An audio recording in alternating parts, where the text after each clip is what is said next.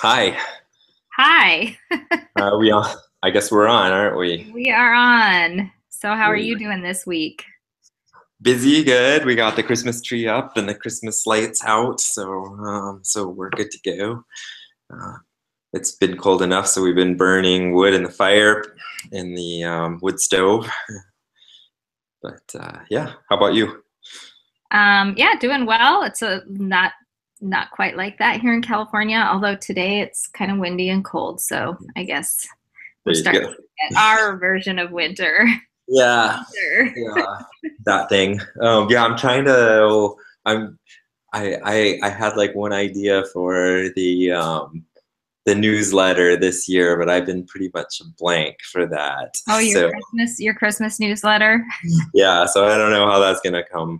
You're probably feeling the pressure because A usually little bit. sends me into fits of laughter, and I'm just like, oh my God, he was I know. delirious with lack of sleep or something. And Well, um, yeah, I've got to start, so I got to work on that a little bit. But yeah, now the pressure's on because I even have Annie's some of her colleagues keep saying, "Oh, I can't wait till we get your newsletter." So, anyways, now I've got this reputation to uphold. Uh, that's oh, rough. we'll get it. The We'll get last there. Christmas letter I sent around was also Nesta's birth announcement. So that was 7 years ago. Well, good Um, times. yeah, Good times. I'll do That something happens. this year, but it's been so busy. No. Well, speaking of being busy, I was going to ask you about writing here. I Okay, had so you have published, let's see, is this the seventh or eighth book it's for the eighth. you? It's the The eighth. eighth book. So Well, and prior then to, some of them I well, edited. So and what, and you've written like just straight up written novels all on your own. How many? oh, novels. Let's see. The Confessional. This thing called The Future. Amina. I mean, those are the three novels that I wrote on my own. I mean, I've written Right. other novels, but they No, no, haven't. lots. Yes, definitely. You have three published novels that were completely straight out of your head. So, how is that writing process, and how is that different from our collaboration? Well, the writing process for each of them was a little different. With my first novel, The Confessional, I didn't know what the fuck I was doing. Am I allowed to say that? Why not? Oh, why not? This isn't Okay. even cable, right? Our kids are not in the room. That's right. They aren't. Okay. I didn't know what I was doing. And I just felt like that I just fumbled along, I remember literally I wrote like the first 40 pages, 40 or 50 pages of it over the course of a weekend. It just kind of came out. And then there were months before I picked it up again because what happened was I killed the character off who was speaking. And then Right, I was like, what do I do now? He right. just died. That was unexpected. And so I didn't really know what I was doing in terms of structuring plot and or character development. So I just sort of fumbled along as best I could and kept coming back to it and kept working on it. And ultimately ended up working with the fabulous editor at Knopf, Cecile Goyette, and who helped me. But it was fairly well shaped, of course, by the time she got it. But I look back on that and I don't feel like I had even developed a process. I didn't know what I was doing. I just kind of fumbled. Right.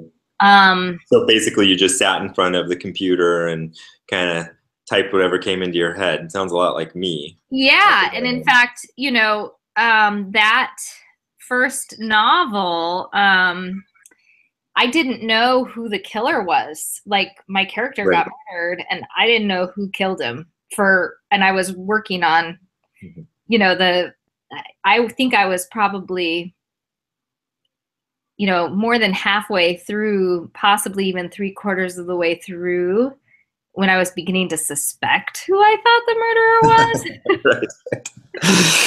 who was actually one of the narrators, but I didn't know for sure. And so that was just, you know, a bizarre experience. Right. So then this thing called The Future came along. Yeah. So, and then this thing called The Future, similarly, you know, I mean, I wrote a couple of novels in between, or a novel in between, that hasn't been published yet, and it will require enormous revamping to go back to it. But in writing this thing called The Future, I think that's when I began to develop my actual writing process. So I should start off by saying that when I started writing that, I was really nervous about it. I never thought I would write a novel with an African protagonist, because my first novel was set on the US-Mexican border, and although there were characters who were Latinos, that was a very, very familiar, we grew up. Right. Right. I don't need to tell you where we grew up. You know, everybody around us was Mexican or Mexican American. I mean, we lived and breathed and died Mexican culture. That was just everything around us. So that didn't feel at all like something that was out of, you know, something that was outside of myself. That just felt internal. But writing an African character,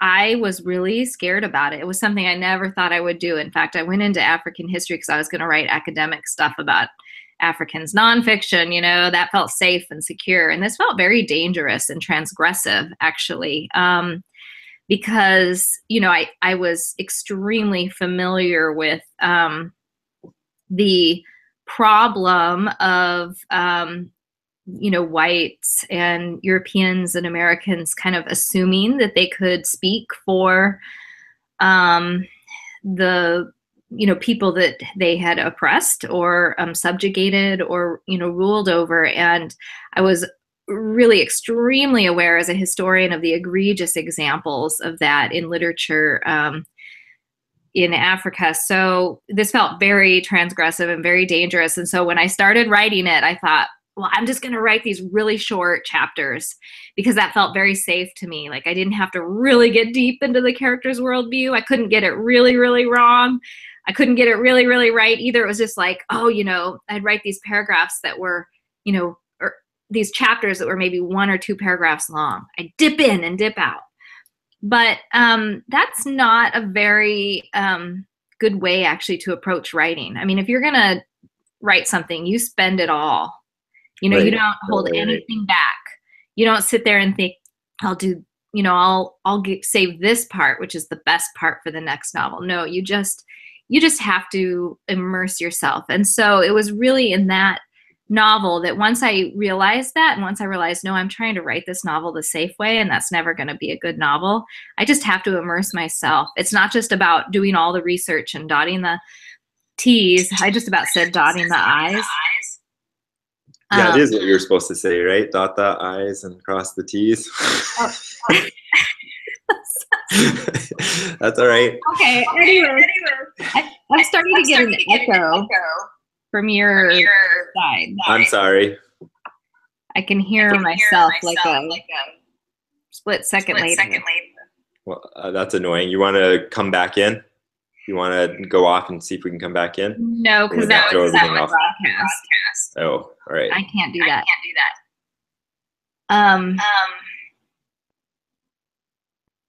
Well, that's annoying. Anyway, let me just try and ignore it.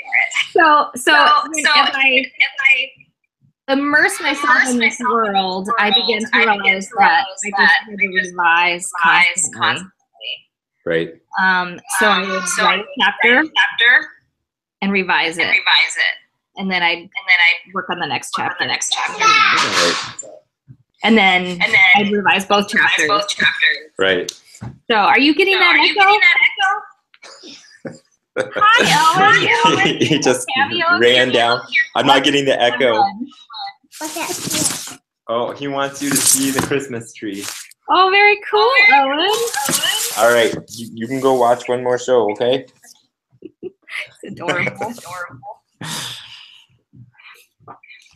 So that's how I developed the writing process that works for me.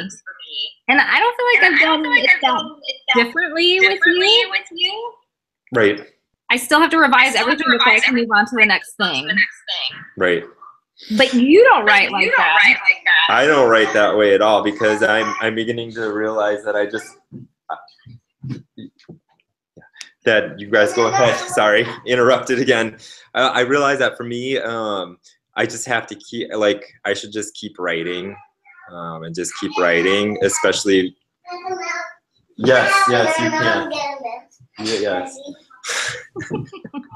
So I should, for me, at the moment, I should just keep writing. Although every time I start writing again, I go back and read, and I change what I've written before just a little bit. So it gets, everything kind of gets revised by me a little bit here and a little bit there, but I don't worry too much about whether it makes complete sense. I just worry about, do I like, you know, does it kind of make sense to me? Just because I know you'll take a look at it and be like, no, that doesn't make sense. I think what I'm changing now is trying a little bit more. I'm becoming more aware, since I'm such a novice writer, of how things more micro, in the micro bits of a sentence, how it sounds maybe, or how it's impacting. But I'm very novice at that. And so there's just sometimes where I'm like, this is not exactly how I want to say it, or it doesn't have the impact that I want, but I can't manage to change it right now. And if I spend, 5 minutes dinking around with this, and I'm going to totally lose it. So I'll just keep going, and hopefully I'll think about that when I get back. On the other hand, I'll write something and I'll be like, yeah, this isn't going to be good, but this isn't great yet, but I know it's going to be really good when we're done with it. And then I get excited, and that propels me on to the next thing. I think the hardest part is getting stuck in those huge informational paragraphs and conversations where you're just dumping information from your mind out there, but they need to come out. They just aren't necessarily, they're just so clunky and slow that it makes it hard to get into the groove and get excited about coming back to the computer and writing. But they have to come out too. So there's that. For me, it's like, if it's an exciting thing and action filled with something funny happening, even if it's like kind of awkward, especially if it's really awkward, then I get really excited. I want to write more. Like, the more funny and awkward it is, the situation is, for my characters, the more excited I get about it. I don't know why that is, but that's just me. I don't know what just happened with the technology now, but you sounded sort of like a demon, like your voice changed. So one last question for you. What does it look like now that you have kids along with me to get into the groove of writing? What does that look like for you? Do you get into the groove? Yeah. No, it's so hard. Like today, I was trying to edit this LitHub essay that I've been working on. Yes. You've been familiar, even through several drafts of it. Right. And, I would sit down for 5 minutes, and then I'd have to get up and make Nesta. Yeah, exactly. Snacks, right? And I'd bring him his snack back. And I'd go to wipe the counter off, and he'd be done with the snack and want another one. Right. Or, or he'd say, could you make me this paper airplane, Mom, or whatever? And I recognize that, I've made the choice to homeschool him. And so that's, a choice that I've made because I love the close relationship that we have. And, and the fact that I feel like he's getting a really good education. Right. But I've sacrificed that part where I don't just have wide open time. Yeah, where I can just focus. It just doesn't happen. Yeah, one thing I think that for me, I'm realizing that my tendency, which isn't a bad thing, but my tendency is to do everything I think needs to be done for everybody in the house before I get around to writing, and that's not okay. And so in the last week or so, I'm just being like, I'm just gonna write it anyways, and that's just how it's going to be. And so I've made some progress where I haven't made progress this fall, and I feel a lot better about it. And then at night, I'm just like, I'm going to do, like, I'm not going to wait around for, to figure out what people are doing or what they want. I'm just going to do my thing and just do it. And so we'll see how that goes family wise, but writing wise, writing wise, it's certainly an improvement, but I also feel like I need to just get more done. Right. So right. we all always, like, I've got other ideas that are coming out now because I'm writing one thing. I have a whole nother book idea that's come to me, and the idea is written down now too, because I'm in the flow, right? But and that one would be an adult book, and it would be totally off this little endeavor, but one that probably will come in bits and pieces while we're finishing up this series. Cool. Sounds good. So there we go. No flow. Try and make it happen, right? Yep. All right. I think that's a good place to end. All right. Talk to you later. Bye-bye. Bye. Bye-bye.